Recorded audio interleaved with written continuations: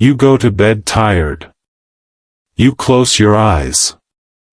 And then, nothing happens. Or worse, you fall asleep fine, and then at 3 a.m., you're wide awake, staring at the ceiling, and your brain decides this is the perfect time to replay every mistake you've ever made. If this sounds familiar, you're not broken, and you're not alone. Sleep changes as we age, that part is normal.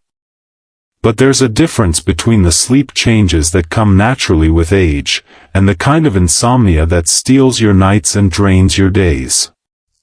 And the good news is, the second kind is far more treatable than most people realize, often without a single pill. As we get older, our sleep architecture shifts. We spend less time in deep sleep, we wake more easily, and our internal clock tends to shift earlier, which is why a lot of older adults find themselves wide awake at 4 or 5 a.m. even when they went to bed at a reasonable hour. That part is biology. It's not a failure, and it's not something to fight. But when sleep problems start affecting how you function during the day, when you dread bedtime, when you're exhausted but can't switch your mind off, when nights start feeling long and lonely, that's not just getting older. That's insomnia. And insomnia has a mechanism, which means it has a way out. Here's what most people get wrong about insomnia. They think the problem is not being able to fall asleep.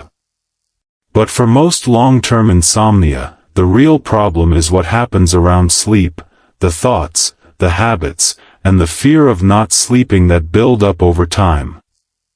It usually starts with something ordinary: stress, grief, a health scare, a schedule change. You have a few bad nights. That's normal. But then you start trying harder to sleep. You go to bed earlier. You lie there willing yourself to fall asleep. You start dreading the bed itself. And that's the trap. The more you fight for sleep, the more your brain associates the bed with frustration and wakefulness instead of rest. What started as a temporary rough patch turns into a learned pattern. Your brain has essentially been trained that bed equals lying awake. This idea isn't new. Back in the 1970s, psychologist Richard Bootzin noticed exactly this pattern in his patients and developed a technique to reverse it, retraining the bed to mean sleep again, instead of frustration.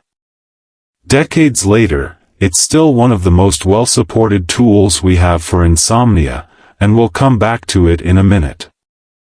This is also why sleeping pills often don't fix long-term insomnia. They treat the night, not the pattern. A systematic review examining insomnia treatment specifically in older adults found that cognitive behavioral therapy for insomnia, CBT-I, produced meaningful improvements across every major measure of sleep: how long it takes to fall asleep, how much of the night is spent actually asleep, and total sleep time. And in a large randomized trial of adults aged 55 to 95, a structured CBT-I program produced improvements in insomnia severity that held up not just right after treatment, but a full year later. That's the key difference. CBT-I doesn't just help you sleep tonight. It retrains the pattern that's been keeping you awake. Chronic sleep problems in later life don't just cost you rest. They're linked to worse mood, sharper memory complaints, and a harder time managing the physical health conditions that already tend to show up in this stage of life. But there's something else worth naming honestly, because almost no one says it out loud. Nighttime insomnia is lonely in a very specific way. During the day, at least you're around people, even hard days have company in them. But at 3 a.m., there's no one else awake with you. No one sees how long the hours actually feel, how the silence gets heavier, how your own thoughts get louder because there's nothing else competing for your attention. It's a private kind of hard. And that privacy is exactly what makes it feel worse than it should, like you're the only one going through it, when really, this is one of the most common struggles of this stage of life. So this isn't a small, cosmetic problem. It deserves real solutions, not just try warm milk and a good book. Here are 3 things that actually help. Number 1, get out of bed when you're not sleeping.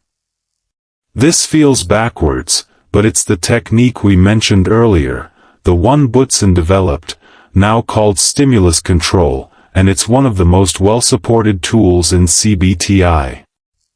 If you've been lying awake for what feels like 20 minutes or more, get up. Go sit somewhere else, in dim light, and do something calm and boring, no phone, no bright screens. Go back to bed only when you feel sleepy again.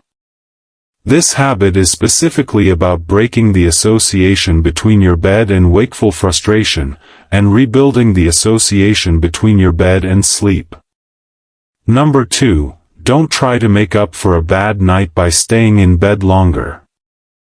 It's tempting to sleep in, nap heavily, or go to bed extra early after a rough night.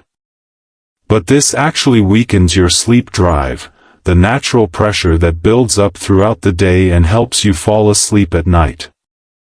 Keeping a consistent wake time, even after a bad night, helps rebuild that pressure so your body learns to sleep more efficiently, not just more.